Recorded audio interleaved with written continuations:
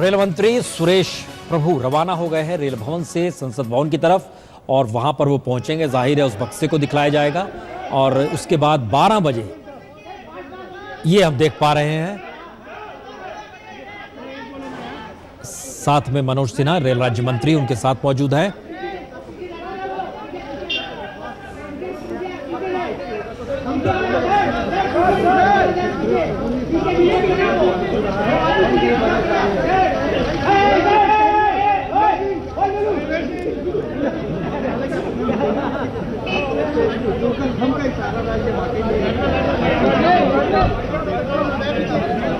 तो ये रेल भवन से निकलते हुए का दृश्य है।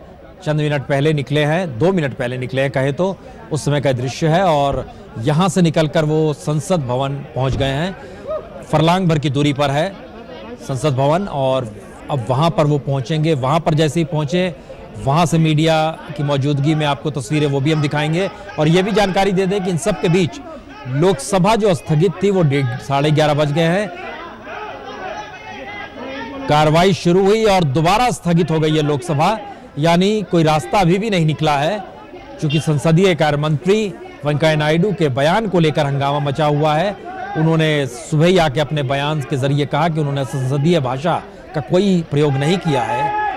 बावजूद इसके कोई रास्ता निकला नहीं। इन सब के बीच स्पीकर साहिबा ने मीटिंग बुलाई, सभी दलों के नुमाइंदे बैठक में बैठे, लेकिन बावजूद इसके कोई रास्ता निकला नहीं। और 11:45 तक लोकसभा स्थगित कर दी गई है।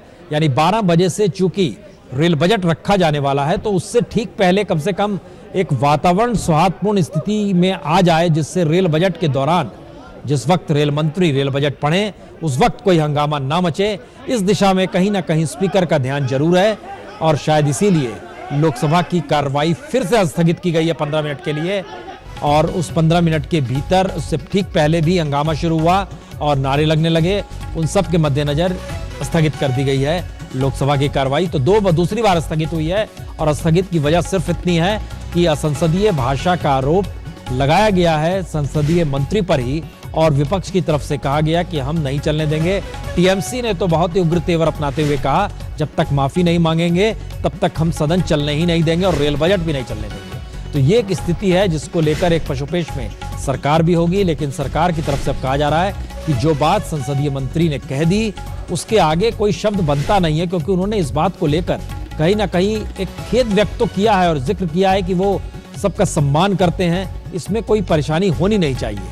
तो ये सारी स्थितियां बताती हैं कि लोकसभा के भीतर एक टकराव है, लेकिन इंतजार देश को रेल बजट का है। और रेल बजट के मद्देनजर अब से चंद मिनटों में पहुंच जाएंगे संसद भवन, वहां की तस्वीरें आएंगी वो भी हम आपको दिखाएंगे।